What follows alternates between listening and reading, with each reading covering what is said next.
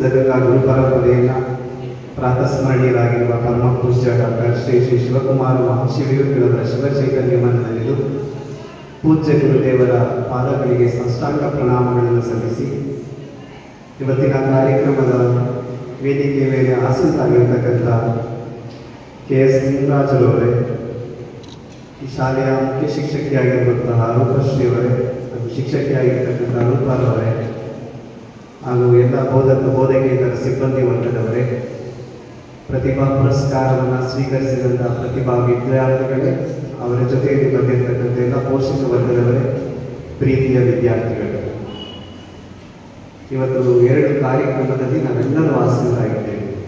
ಹೌದಲ್ವಾ? ಹೌದಲ್ವಾ? ಹೌದಲ್ವಾ?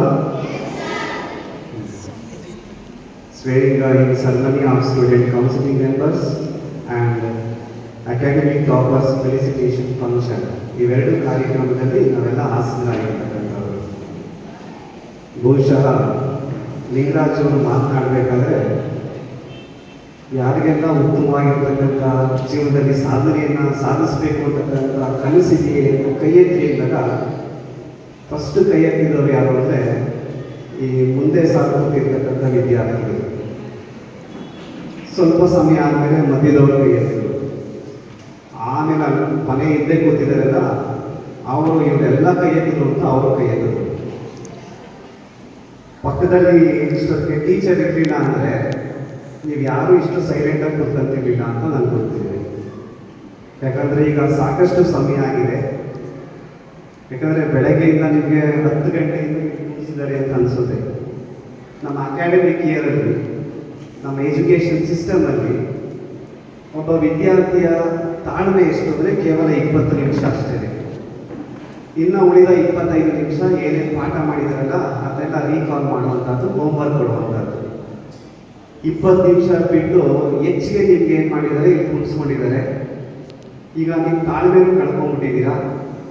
ಏನೋ ಅದೆಲ್ಲ ಟೀಚರ್ಸ್ಗಳು ಕೂತಿದ್ದಾರೆ, ನಾವು ಕೂತ್ಕೊಬೇಕು, ಮಾತಾಡೋಂಗಿಲ್ಲ. ಅದಕ್ಕೆ ಕೆಲವರು ತಲೆ ತಗ್ಸಿದ್ದಾರೆ, ಕೆಲವರು ಅಕ್ಕಪಕ್ಕ ನೋಡ್ತಾ ಇದ್ದಾರೆ. ನಿಮ್ಮದೇ ಆಗಿರ್ತಕ್ಕಂಥ ಲೋಕದಲ್ಲಿ ನೀವು ಇದ್ದೀರ. ಒಂದು 5 ನಿಮಿಷ ನಿಮ್ಮ ಸಮಯವನ್ನು ಇಲ್ಲಿ ಮೀಸಲಾಗಿಡಿ.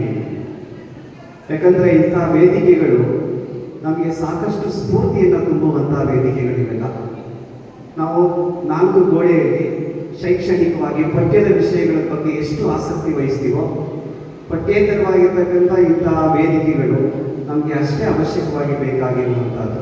ನಾನು ಹೇಳ್ತಾ ಇರೋದು ಕೇಳಿಸ್ತಾ ಇದೆಯಾ? ಕೊನೆವರೆಗೂ ಅಲ್ಲಿ ಲಾಸ್ಟ್ ಬೆಂಚ್ ನಿಮಗೆಲ್ಲ ಕೇಳಿಸ್ತಾ ಇದೆ ತಾನೆ? ಇವತ್ತು 2 ಕಾರ್ಯಕ್ರಮದ ಮುಖ್ಯ ಉದ್ದೇಶ ನಿಮ್ಮಲ್ಲಿರ್ತಕ್ಕಂಥ ನಾಯಕತ್ವ ಗುಣವನ್ನು ಉತ್ತೇಜನ ಮಾಡ್ತಕ್ಕಂಥದ್ದು ಮತ್ತು ಪ್ರತಿಭೆಯನ್ನು ಗುರುತಿಸ್ತಕ್ಕಂಥದ್ದು. 2 ಮುಖ್ಯ ಉದ್ದೇಶ ಆಗಿರುವಂಥದ್ದು. ನಿಮಗೆಲ್ಲ ಒಂದು ಸಣ್ಣದಾಗಿರ್ತಕ್ಕಂಥ ಪರೀಕ್ಷೆ. ಈಗ ನಮಗೆ ಏನು ಕಾರ್ಯಕ್ರಮದಲ್ಲೂ ಪರೀಕ್ಷೆ ಕೊಡ್ತಾರಲ್ಲ, ಯಾವಾಗಲೂ ನಮಗೆ ಈ FA1 FA2 ಅಂತಕ್ಕಂಥ ಪರೀಕ್ಷೆ ಇರುತ್ತೆ. ಇಲ್ಲೂ ಪರೀಕ್ಷೆ ಕೊಡ್ತಾ ಇದ್ದಾರಲ್ಲ ಗುರುಗಳು ಅಂತ ನಿಮ್ಗೆ ಅನಿಸ್ತಾ ಇರುತ್ತೆ. ಪರೀಕ್ಷೆ ಏನು ಅಂತಂದರೆ ಪ್ರಶ್ನೆ ನಾನು ಹೇಳ್ತೀನಿ, ಉತ್ತರ ಎಲ್ಲ ನಿಮ್ಮ ಮನಸ್ಸಿನಲ್ಲೇ ಹೇಳ್ಕೋಬೇಕಿಲ್ಲ ಅಂತ ಪರೀಕ್ಷೆ. ನಿಮಗೆಲ್ಲ ಒಂದು ಪರೀಕ್ಷೆ ಕ್ವಶನ್ ಏನು ಅಂತಂದರೆ, ಜಗತ್ತಿನ ಮೊಟ್ಟ ಮೊದಲ ವಿಜ್ಞಾನಿ ಯಾರು? ಜಗತ್ತಿನ ಮೊಟ್ಟ ಮೊದಲ ವಿಜ್ಞಾನಿ ಯಾರು? ಒಂದೆರಡು ನಿಮಿಷ ಯೋಚನೆ ಮಾಡಿ, ನಿಮ್ಮ ಮನಸ್ಸಿನಲ್ಲೇ ಇದೆಯಾ ಅಂತ ಅನ್ಕೊಂಡಿದ್ದೀರಲ್ವಾ? ಇಂಥವ್ರು ಇರ್ಬೋದು ಅಂತ ಅನ್ಕೊಂಡಿದ್ದೀರಲ್ಲ? ನಿಮ್ಮ ಮನಸ್ಸಿನಲ್ಲಿ 1-2-3 ಹೆಸರುಗಳು ಬಂದಿರ್ಬೋದು. ಯೂನಿವರ್ಸಲ್ ಸ್ಟೇಟ್ಮೆಂಟ್ ಏನು ಅಂದರೆ, ಒಬ್ಬ ಐನ್ಸ್ಟೀನ್ ಇರ್ಬೋದು ಅಂತ, ಇಲ್ಲ ಗೆಲಿಲಿಯೋ ಇರ್ಬೋದು, ಇಲ್ಲ ಸಿ.ವಿ. ರಾಮನ್ ಅವರು ಇರ್ಬೋದು. ಇದಕ್ಕಂತ ಅನೇಕ ಆಲೋಚನೆಗಳು ಒಂದು ಫ್ರಾಕ್ಷನ್ ಆಫ್ ಸೆಕೆಂಡ್ ನಿಮ್ಮ ಮನಸ್ಸಿನಲ್ಲಿ ಬಂದಿದೆ ಈಗ. ಹೌದಲ್ವಾ? ಜಗತ್ತಿನ ಮೊಟ್ಟ ಮೊದಲ ವಿಜ್ಞಾನಿ, ಫಸ್ಟ್ ಸೈಂಟಿಸ್ಟ್ ಯಾರು? ಇದೇ ಥರ ಒಂದು ಕಾರ್ಯಕ್ರಮ ನಡೀತಾ ಇರುತ್ತೆ. ಕಾರ್ಯಕ್ರಮದ ಮುಖ್ಯ ವೇದಿಕೆಯಲ್ಲಿ ಅಬ್ದುಲ್ ಕಲಾಂ ಅವರು ಕೂತಿರ್ತಾರೆ. ವಿದ್ಯಾರ್ಥಿಗಳನ್ನೆಲ್ಲ ಉದ್ದೇಶಿಸಿ ಈ ಥರ ಮಾತಾಡ್ತಾರೆ. ತುಂಬ ಮಾತನಾಡಿದ ನಂತರ ವಿದ್ಯಾರ್ಥಿಗಳಿಂದ ಪ್ರಶ್ನೆಗಳನ್ನು ನಿರೀಕ್ಷೆ ಮಾಡ್ತಾರೆ. ಅದರಲ್ಲಿ ಒಬ್ಬ ವಿದ್ಯಾರ್ಥಿ ಈ ಪ್ರಶ್ನೆಯನ್ನು ಕೇಳ್ತಾನೆ, hello mister prime minister, who is the first scientist in the world ಅಂತ ಹೇಳ್ತಾರೆ. ಅಬ್ದುಲ್ ಕಲಾಂ ಅವರು ಯಾರ ಹೆಸರು ಹೇಳಿರ್ಬೋದು? ಅದಕ್ಕೆ ಹೇಳ್ತಾರೆ, ಎಷ್ಟು ನಾಜೂಕಾದಂತ ಉತ್ತರ, ಅಷ್ಟೇ ಅರ್ಥವತ್ತಾಗಿರುವಂತ ಉತ್ತರ. ವಿಜ್ಞಾನ ಹುಟ್ಟುವುದು ಪ್ರಶ್ನೆಗಳಿಂದ. ವಿಜ್ಞಾನ ಹುಟ್ಟುವುದು ಯಾವುದರಿಂದ? ಪ್ರಶ್ನೆಗಳಿಂದ. ಇವತ್ತು ವಿಜ್ಞಾನ ಬೆಳೀತಾ ಇರೋದು ಪ್ರಶ್ನೆಗಳಿಂದ. ಜಗತ್ತಿನಲ್ಲಿ ಅತಿ ಹೆಚ್ಚು ಪ್ರಶ್ನೆ ಕೇಳೋರು ಯಾರು ಅಂದ್ರೆ ವಿದ್ಯಾರ್ಥಿಗಳು. ಹಾಗಾಗಿ ಈ ಜಗತ್ತಿನ ಮೊಟ್ಟ ಮೊದಲ ವಿಜ್ಞಾನಿ ಯಾರು?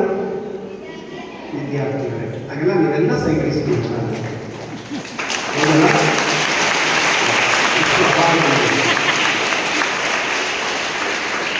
ಅಷ್ಟೇ ಖುಷಿ ಆಗ್ತಾ ಇದೆ ನಿಮಗೆಲ್ಲ, ಹೌದಲ್ವಾ? ಎಲ್ಲರೂ ಒಂದಲ್ಲ ಒಂದು ಪ್ರಶ್ನೆ ಕೇಳಿ ಕೇಳ್ತೀರ. ನೀವು ಪ್ರಶ್ನೆ ಕೇಳಿಲ್ಲ ಅಂದ್ರೆ ನೀವು ವಿದ್ಯಾರ್ಥಿಗಳೇ ಅಲ್ಲ. ಆದ್ರೆ ಪ್ರಶ್ನೆ ಅಂತಕ್ಕಂಥದ್ದು ಅದು ನಿರಂತರವಾಗಿರ್ಬೇಕು. ಪ್ರತಿಯೊಂದು ನಮ್ಮ ತಲೆಯಲ್ಲಿ ಪ್ರಶ್ನೆ ಮೂಡ್ತಾ ಇರ್ಬೇಕು. ಅದು ಯಾಕಾಗಿದೆ, ಇದು ಯಾಕೆ ಹೀಗಿದೆ, ಇದು ಯಾರು ಕಂಡಿಟ್ಟಿದ್ದು, ಇದು ಯಾರು ಮಾಡಿದ್ದು, ಇದೇಕೆ ಮಾಡಿದ್ದಾರೆ, ಈ ತರ ಪ್ರಶ್ನೆ ನಮ್ಮಲ್ಲಿ ಮೂಡಲಿಲ್ಲ ಅಂದ್ರೆ ನಮ್ಮ ವಿದ್ಯಾರ್ಥಿಯ ಜೀವನವೇ ಅದಾಗಿದೆ. ಇವತ್ತು ಸಾಕಷ್ಟು ಸಂಖ್ಯೆಯಲ್ಲಿ ನಾವು ವಿದ್ಯಾರ್ಥಿಗಳಿಗೆ ಒಂದು ದೊಡ್ಡ ಕೊರತೆ ಏನು ಅಂತಂದ್ರೆ ಈ ಪ್ರಶ್ನೆಗಳನ್ನ ಕೇಳತಕ್ಕಂಥದ್ದು. ಒಂದು ಭಯ, ಇನ್ನೊಂದು ಕಡೆ ಆತ್ಮಸ್ಥೈರ್ಯದ ಕೊರತೆ ಅಂತಕ್ಕಂಥದ್ದು. ಯಾವುದ್ರ ಕೊರತೆ?